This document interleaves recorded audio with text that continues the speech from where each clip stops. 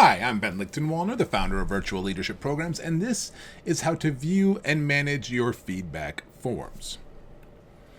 When you come to this page, you'll see you have a variety of options, lots of buttons on this page. As always, feel free to ask your coach or leadership consultant assistant anything you want. They're right down here in the chat box on your screen or up here at the top on this one. But at the very top, of course, you can click this button to create a new feedback form.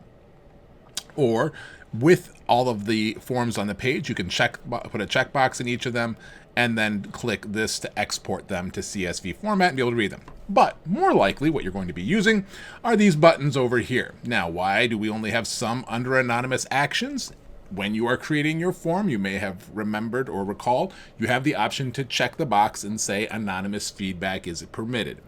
Only if they are permitted to provide anonymous feedback will you have the ability to create a link that you can send to anybody, because we can't track those, or send an email. So clicking this will simply copy that anonymous link to your clipboard so you can paste it into any email system or chat box or anything like that. Or you can click this email button. It will automatically open your default email provider, populate the subject and the message, so you can just start creating an email to send it off.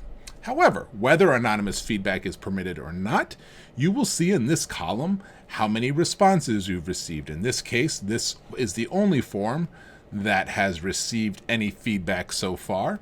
That the count of responses that have been received is shown there, 4. And you can also click request to request more feedback. And that's how you use the feedback management and view forms.